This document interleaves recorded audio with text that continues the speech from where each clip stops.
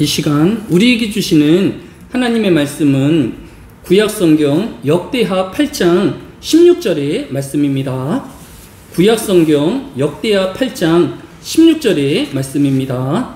다같이 한 목소리로 역대하 8장 16절의 말씀을 같이 읽습니다. 솔로몬이 여호와의 전에 기초를 쌓던 날부터 준공하기까지 모든 것을 완비하였으므로 여호와의 전 공사가 결점 없이 끝나니라. 아멘.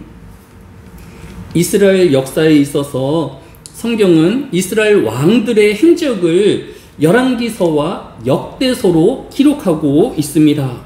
똑같이 이스라엘 왕들의 행적을 기록한 책이지만 이 열왕기서와 역대서는 차이가 있습니다.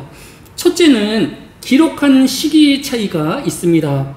열왕기서는 이스라엘이 멸망한 후 1차 포로귀환이 이루어진 중간기인 BC 561년부터 BC 537년경에 기록된 것으로 알려져 있습니다.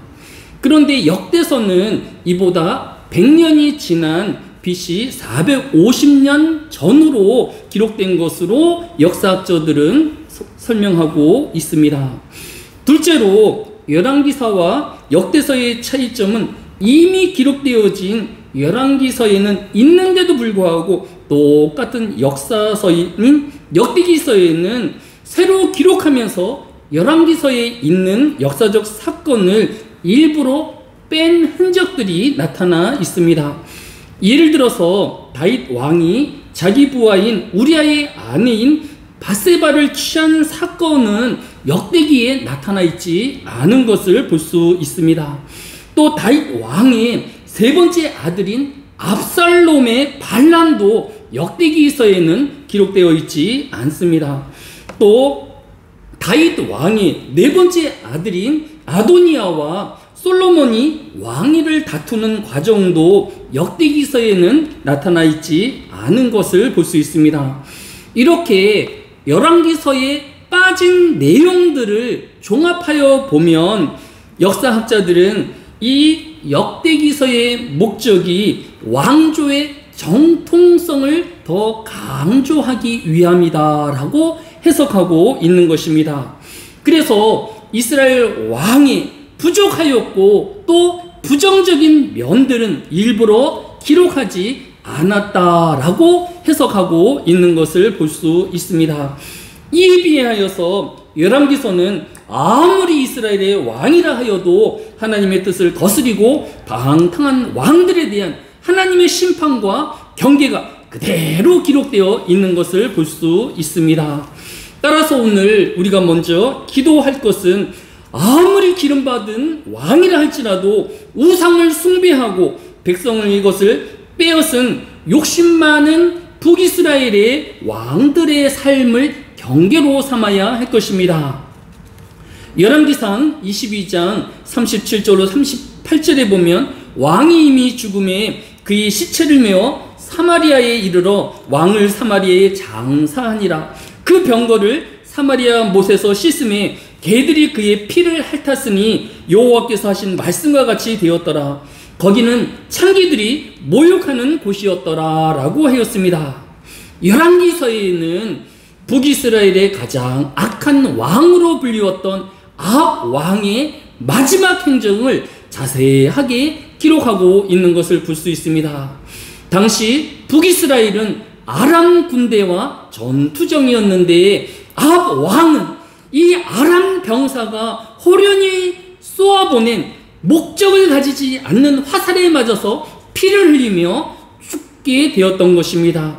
그리고 그의 시체를 사마리아 땅으로 가져오기는 하였지만 이 사마리아 땅에 있던 개들이 이 아합 왕의 몸에서 흐르는 피를 핥았다라고 그 아합 왕의 최후의 비참함을 성경이 그대로 기록한 것을 볼 수 있습니다.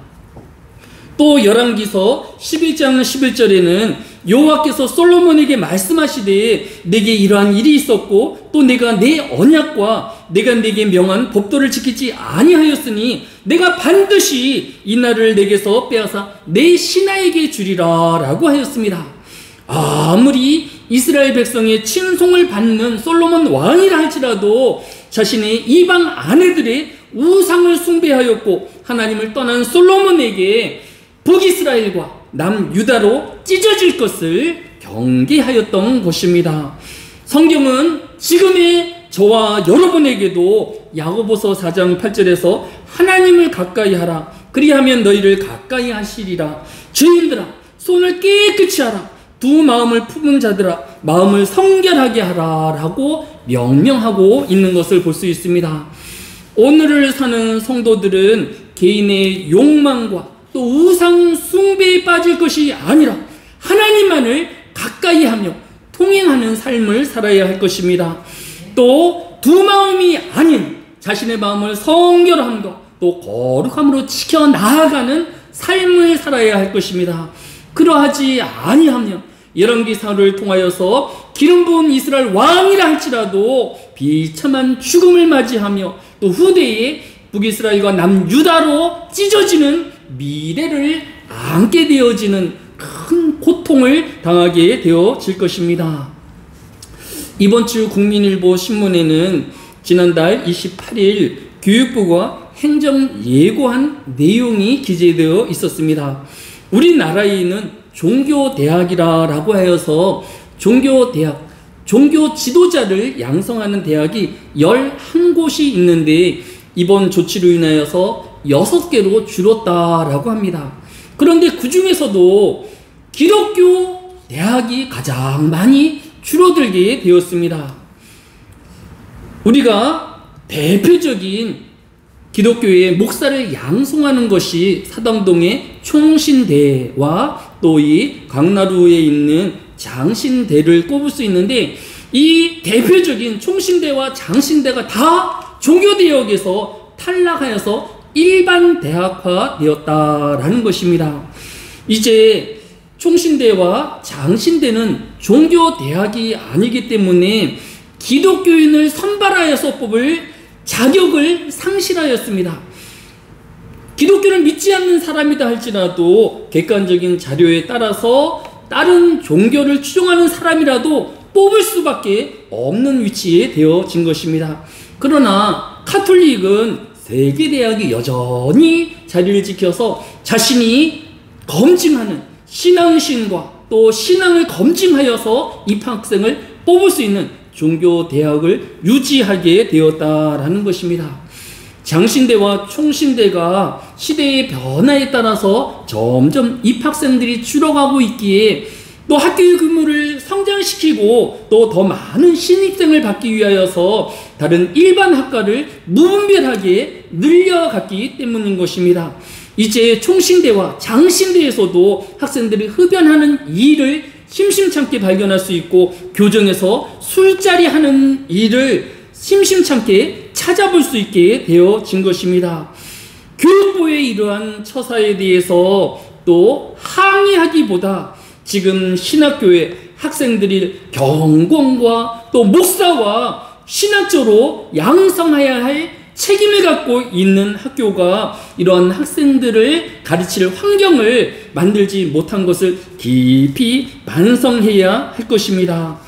오늘 우리가 원하는 것이 더 많은 학생을 모집하고 더 부유한 경쟁을 누리우는 것이 되어서는 안 될 것입니다. 우리의 삶의 목적은 하나님 가까이 더 믿음 중심의 신앙을 위한 삶이어야 할 것입니다. 그렇지 아니하면 북이스라엘의 왕일지라도 심판하시고 징계하시는 그 하나님의 책망함과 또 노하심이 우리에게도 그대로 미칠 것이기 때문입니다. 오늘 사는 성도들이 또 기독교 대학들이 또 기독교의 모든 기관들이 하나님 앞에서의 성결함과 거룩함을 지켜가기 위하여 기도하는 이 시간 되어지기를 예수님의 이름으로 축복합니다.